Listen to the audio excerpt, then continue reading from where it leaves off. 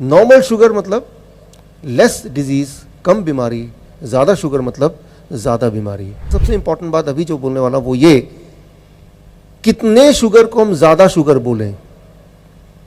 ये बात 1979 से पहले इंसानियत को नहीं पता थी कि धीरे धीरे आंकड़ा पहले 200 था, फिर 126 हो गया, आज 100 है, कि 100 आंकड़ा अगर है तो भी उसको डायबिटीज़ की दवा दे देते हैं, जबकि 100 आंकड़ा इतना ज़्यादा कम है कि इसमें कोई दवा की किसी को ज़रूरत नहीं है, साइंटिफिकली ज़रूरत नहीं है। ज़्यादातर लोग, WHO का आंकड़ा कहता है, अपने जीवन के कमाई का 1/3 हिस्सा अपने बीमारी को ठीक करने में लगा देते हैं।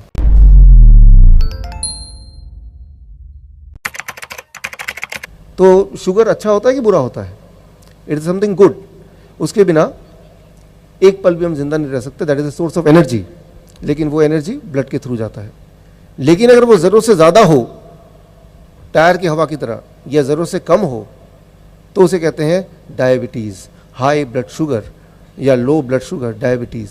सो डायबिटीज़ में क्या बहुत सारी बीमारियां होती हैं। जिन लोगों को ब्लड शुगर रहता है ज़्यादा तो काफ़ी समय तक उनको हार्ट की बीमारी, किडनी की बीमारी, लीवर की बीमारी, ट्यूमर, स्टोन, कोई भी बीमारी होने की जो संभावना है वो थोड़ी और बढ़ जाती है। नॉर्मल शुगर मतलब लेस डिजीज़, कम बीमारी, ज़्यादा शुगर मतलब ज़्यादा बीमारी।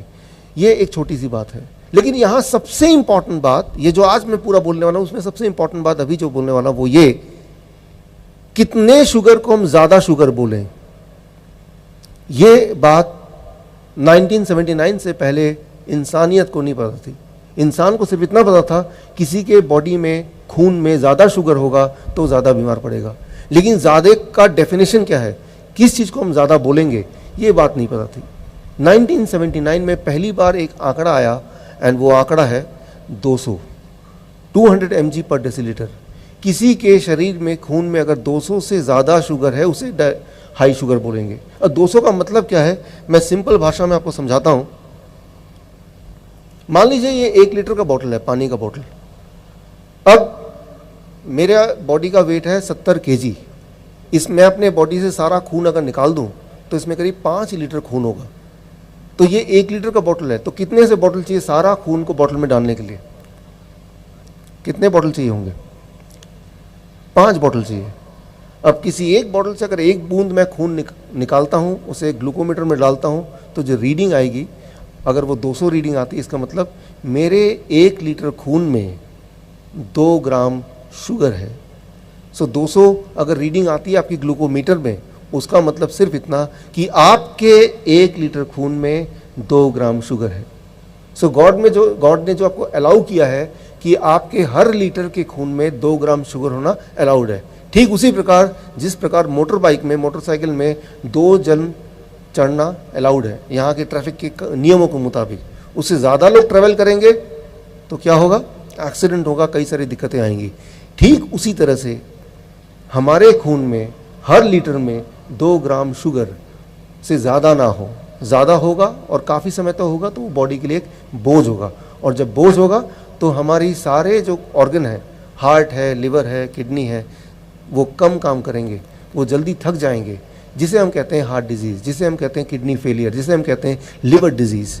सो ये सारी बीमारियां अलग अलग नहीं हैं, ये सारी बीमारियों का मूल एक ही है। किसी भी ऑर्गन में ज़्यादा बोझ डालेंगे तो वो थोड़े समय में वो थक जाएगा, जिसे आप बीमारी बोलते हैं। अगर इतनी बात हम समझ लें तो हमारे लिए इसको ठीक करना, इसको वापस करना बड़ा ही आसान है, बहुत ही इंटरेस्टिंग भी है, और बहुत ही कम समय में इसको आप कर सकते हैं। साइंस, इसे कहते हैं साइंस, यहाँ तक तो है।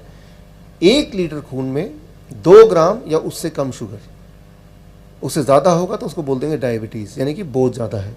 ये पाया गया 1979 में, लेकिन उसके बाद आगे 1997 में और 96 के बाद 200 को कर दिया गया 126, फिर 126 को कर दिया गया 100। यानी कि अभी अगर आप डॉक्टर के पास जाएंगे तो 100 से ज़्यादा रीडिंग को भी बोल देंगे कि आपको तो दवा पे जाना चाहिए। 100 का मतलब हुआ कि आपके 1 लीटर खून में कितने ग्राम शुगर होना चाहिए? 1 ग्राम, 1 ग्राम।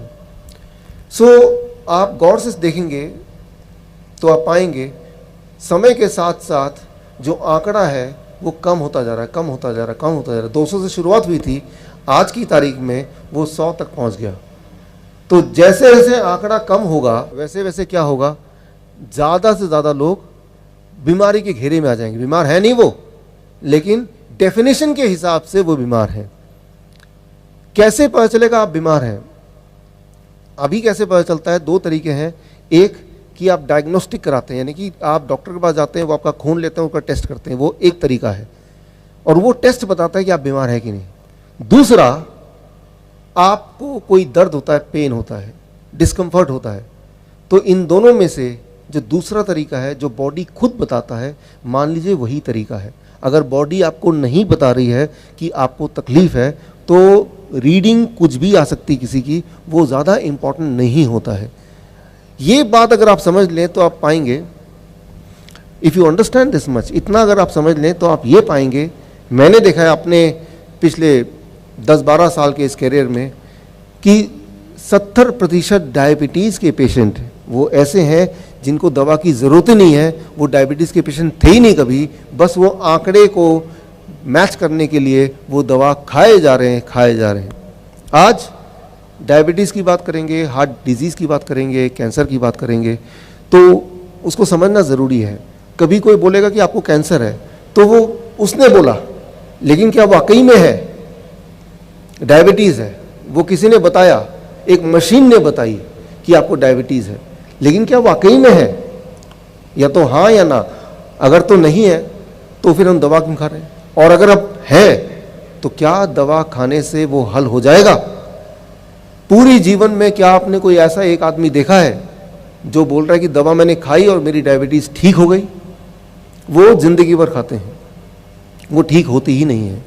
वो जितना खाएंगे, दवा की प्रवृत्ति है, दवा की मात्रा बढ़ती जाएगी और आप उस चक्रव्यूह में फंसते चले जाएंगे। तो आपको ये निर्णय करना है, फैसला आपको लेना है। सबसे इंपॉर्टेंट बात कि आप बीमार हैं या नहीं हैं। वो कोई मशीन करेगा तो वो गलत भी हो सकता है। इसीलिए सबसे पहली बात जो अभी हम सीखेंगे अगले 10 मिनट में, क्या हम बीमार हैं, और अगर हैं तो वो कौन सी बीमारी है, और फिर आएगा अब इसको ठीक कैसे करें। ये बहुत ही सिंपल है। मैं तो साइंस की बात बोलूँगा, साइंस की भाषा जो मॉडर्न साइंस है उसकी भाषा से समझाऊंगा, लेकिन आसान तरीके से, ताकि आप इसको समझ पाएँ और आज जब आप घर जाएं उसको जाते ही अपने जीवन में उतार पाएँ। यहाँ पे आप डायबिटीज़ की बात से शुरू की हमने कि धीरे धीरे आंकड़ा पहले 200 था, फिर 126 हो गया, आज 100 है। कि 100 आंकड़ा अगर है तो भी उसको डायबिटीज़ की दवा दे देते हैं, जबकि 100 आंकड़ा इतना ज़्यादा कम है कि इसमें कोई दवा की किसी को ज़रूरत नहीं है, साइंटिफिकली ज़रूरत नहीं है। अच्छा, एक कभी आपने ये सोचा कि आप जाते हैं किसी के पास, वो बोलता है कि अगर आपका शुगर 125 है, आप डायबिटिक हैं, तो 125 को डायबिटीज़ बोलना या नहीं बोलना ये कौन डिसाइड करता है? वो कोई इंसान डिसाइड करता है। वो गॉड ने नहीं डिसाइड किया कि 125 या 26 या 200 का फिगर। ये एक इंसान, हम और आपकी तरह एक इंसान ने ये डिसाइड किया। वो इंसान कहाँ बैठा है? हम सबसे बहुत दूर कहीं बैठा हुआ है।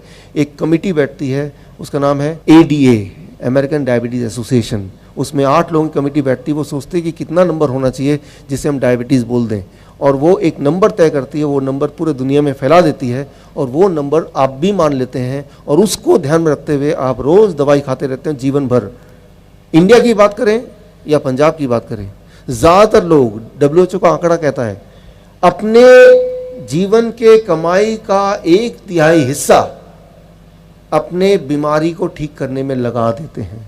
ज़रा सोचिए, कम नहीं है। और बहुत सारे लोग तो अपने इलाज के लिए अपना ज़मीन जायदाद उनको बेचना पड़ता है, लेकिन क्या वो ठीक हो जाते हैं? ये एक बड़ा सवाल है। तो ये सारे सवालों के जवाब आज हम ढूंढेंगे, लेकिन साइंटिफिक नज़रिए से उसको देखेंगे और उससे कुछ ऐसा निकालेंगे जो हम खुद कर पाएँ, मतलब हम अपना डॉक्टर बन जाएं। We can be our own doctor, right. पहले तो बीमार पड़े ना, और पड़े तो हमें पता है कि मुझे क्या करना है, आज क्या करना है, once I go back home. और वो बहुत ही सिंपल है, जो कि मैं अलग अलग देशों में बताता हूँ, वही आज बताने वाला हूँ, जो मैं अपने जीवन में खुद पालन करता हूँ। आप कभी किसी डॉक्टर से पूछिए, ये जो आंकड़ा है डायबिटीज़ का, HbA1c एक टेस्ट होता है, फास्टिंग ब्लड शुगर होता है, पोस्ट प्रैंडल ब्लड शुगर होता है, ये सारे आंकड़े आए कहाँ से? आज तक आप में से किसी ने भी डॉक्टर से नहीं पूछा, आप पूछ के देखिए, वो बोल देंगे अमेरिकन डायबिटीज़ एसोसिएशन से आया है। अच्छा, अगर कोई अमेरिकन डायबिटीज़ एसोसिएशन से पूछती है ये आंकड़े, ये जो नंबर है, ये नंबर आपको कैसे मिले, आपको क्या लगता है? उनका जवाब ऐसा होगा कि हज़ारों साइंटिस्ट सालों सालों तक मिलियंस ऑफ डॉलर्स खर्च करके तब बहुत रिसर्च करके एक नंबर आ गया, उस नंबर को आप तक पहुंचाया। ऐसा नहीं है। उन्होंने इस सवाल का जवाब दिया अपने ही मेडिकल जर्नल में। जवाब आपके स्क्रीन में है। उन्होंने जवाब में लिखा कि हमें लगा, ध्यान से सुनिए, हमें लगा कि ये नंबर जो मैं बता रहा हूँ 100 या HbA1c 6.5 या 5.6, ये नंबर ठीक ही होगा, इसको इम्प्लीमेंट करके देख लेते हैं, कुछ साल चला लेते हैं, और अगर ये नंबर ठीक नहीं है, हज़ारों लोग इसको खा के ठीक नहीं होते दवा, तो हम इसको बदल देंगे। मैं बोलना ये चाह रहा हूँ कि जो भी आप ले रहे हैं दवा, उसके पीछे कोई बहुत बड़ा साइंस रिसर्च ना होके वो सिर्फ एक एजम्पशन पे कि हमें लगा, उस पर निर्भर करता है, जैसा कि अमेरिकन डायबिटीज एसोसिएशन का अपना जर्नल बताती है। आपकी जो सेहत है वो सिर्फ आप ही कंट्रोल कर सकते हैं, उसके मालिक सिर्फ आप ही बन सकते हैं। उसके लिए किसी और पे निर्भर होना कि वो मुझे ठीक कर देगा, ये दवा ठीक कर देगी, उससे ज़्यादा इंपॉर्टेंट है कि आप खुद उसको ठीक कर लेंगे, राइट। वो सोच आपको रखनी पड़ेगी। अब देखिए, इसको थोड़ा समझने की कोशिश करते हैं। एक सिंपल सी बात मैं आपसे पूछता हूँ, सिंपल भाषा में। जो लोग डायबिटीज़ के पेशेंट हैं, मैं सारी बीमारियों पर आऊँगा एक मिनट के लिए। शुरू मैंने यहाँ से किया कि एक होता है सुबह का खाली पेट का ब्लड शुगर, और एक होता है रात का खाना खाने के 2 घंटे बाद का। कौन सा वाला कम होना चाहिए होता है, फास्टिंग वाला या पोस्ट पैंडल वाला? फास्टिंग वाला। नॉर्मली आप बोलेंगे कि सुबह खाली पेट वाला कम होना चाहिए, लेकिन दुनिया में 2004 के बाद 2005 में ये देखा गया कि आधे से ज़्यादा दुनिया का सुबह वाला जो शुगर है वो ज़्यादा होता है पूरे दिन भर के शुगर से। एक छोटी सी बात मैं आपको बता रहा हूँ, रात को सोने से पहले शुगर चेक किया, वो आया 200। पूरी रात भर आप सोए, बॉडी ने शुगर को यूज़ किया, सुबह आपने चेक किया, उसको आ गया 250। और ऐसा होते ही वो इंसान घबरा जाता, अरे ये क्या हो गया, इसका मतलब मैं मरने वाला हूँ, सीधे डॉक्टर के पास भागेगा, दवाई खाएगा, किसी भी तरह उसको नीचे करेगा। जबकि हकीकत यह है कि आधे से ज़्यादा दुनिया, 55% ऑफ वर्ल्ड पॉपुलेशन का बॉडी की प्रवृत्ति होती है कि रात का जितना शुगर होता है सुबह का उससे ज़्यादा हो सकता है, और अगर होता है तो वो कुछ ख़राब बात नहीं है। अच्छा, क्यों होता है? ये एक बहुत ही इंटरेस्टिंग बात है। सुबह जब आप उठते हैं तो आपका पेट खाली होता है, आपके अंदर एनर्जी नहीं है, और खाना थोड़ी देर बाद खाएंगे, ब्रेकफास्ट करेंगे, लेकिन तब तक आप बहुत सारे काम निपटाना चाहते हैं। तो उठने से पहले आप में से काफ़ी सारे लोगों का ब्रेन, लिवर में बहुत सारा शुगर एनर्जी स्टोर होता है हमेशा। लिवर को ब्रेन बोलता है कि भाई ये आदमी उठने वाला सुबह सुबह, तो थोड़ा सा शुगर ब्लड में आप छोड़ दो, ताकि उस एनर्जी को यूज़ करके अपने कुछ काम निपटा लेगा जब तक कि वो नाश्ता नहीं कर लेता। बोलने का मतलब ये है कि आपकी सहायता करने के लिए ब्रेन ने लिवर को कमांड दिया कि थोड़ा सा शुगर इसके ब्लड में डाल दो, जिसकी वजह से सुबह उठ के आपका शुगर हाई पाया गया, और लेकिन आप भ्रमित होके, कंफ्यूज होके ये सोच बैठे कि मैं तो डायबिटीज़ पेशेंट हूँ।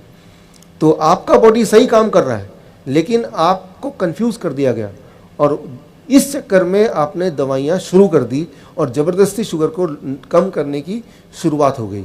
और ये सिर्फ दवा शुगर को कम करने की शुरुआत की बात नहीं है, ये बीमारी की शुरुआत है। बीमारी थी नहीं, वो दवा की वजह से वो ज़बरदस्ती बीमारी लाई जा रही है।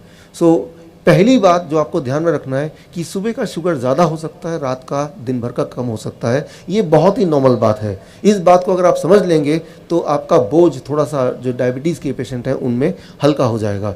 सो ये जो डायबिटीज़ के जो रूल्स हैं उससे थोड़ा आगे चलते हैं, ठीक है ना। कितना ब्लड शुगर होना चाहिए? अगर बिना दवा के आपका ब्लड शुगर 200 से नीचे आ रहा है तो आप डायबिटीज़ पेशेंट नहीं हैं, और अगर उससे ऊपर आ रहा है तो आप डायबिटीज़ पेशेंट हैं। तो ऊपर अगर आ रहा है तो क्या हम करें आज ताकि कल से वो नीचे आ जाए, वो मैं आपको थोड़ी देर में बताऊंगा। एक छोटी सी बात मैं आपको बताता हूँ। जब भी सर्दी होती है, या जब भी बुखार होता है, या जैसे जैसे आपकी उम्र बढ़ती है, ये तीनों केसेस में, इन 3 समय में, जब सर्दी पड़ती है बहुत ज़्यादा, यहाँ तो बहुत सर्दी पड़ती है, जब बुखार हो जाता है किसी को, या फिर जब उम्र बढ़ जाती है, इन तीनों बातों में हमारा शुगर बढ़ जाता है। 20%, 30%, उसे डायबिटीज़ नहीं बोलते। अब होता क्या है, मैं देखता हूँ कितने पेशेंट होते हैं कि जैसे ही बुखार हुआ डॉक्टर के पास गया, डॉक्टर ने क्या बुखार का इलाज ना करके उसका शुगर टेस्ट किया, शुगर तो ज़्यादा आएगा, बुखार में शुगर ज़्यादा आता है। अब डॉक्टर ने उसको बोला कि आज से आपका दवा चालू, तो वो गया तो था बुखार का इलाज करने, आ गया डायबिटीज़ पेशेंट बन के। तो ये नॉलेज अगर आपके दिमाग में बैठ जाए तो कभी भी बुखार के वक्त अपना शुगर चेक करने की ज़रूरत नहीं है, क्योंकि वो ज़्यादा आना स्वाभाविक है कि जब भी बुखार होता है तो बॉडी क्या करती है, सेल्स के अंदर शुगर ना भेज के वो ब्लड में ही रख देती है। ये बॉडी की अपनी प्रवृत्ति है, उसमें घबराने की ज़रूरत नहीं है। सो कुछ समय जब आप बहुत चिंता में होते हैं, किसी भी वजह से, या बहुत घबराते हैं, उस वक्त क्या करते हैं, उस वक्त भी आपका शुगर थोड़ी देर के लिए बढ़ जाता है 300, 350, 400, उसे डायबिटीज़ नहीं बोलते। जैसे आपकी चिंता चली जाएगी वो शुगर नॉर्मल आ जाएगा। तो चिंता को छोड़ देना है। उसका एक तरीका है कि इस तरह के माहौल में अगर आप रहते हैं लगातार, तो आपके दिमाग में कोई चिंता आ नहीं सकती, आपको कोई बीमारी हो नहीं सकती, right. So that is very important. Thank you. So मैंने पूरे दुनिया भर में जिस देश में गया हूँ, मैं एक ही चीज़ पूछता हूँ तो मैं पाता हूँ ज़्यादातर जो डायबिटीज़ पेशेंट है वो डायग्नोस कब होता है, या तो जब उनको बुखार होता है तब वो डायग्नोस होता है, या जब वो सर्दियों के मौसम में ज़्यादा डायग्नोस होता है, जबकि इसे बोलते हैं हम रॉन्ग डायग्नोसिस, गलत डायग्नोसिस हो गया।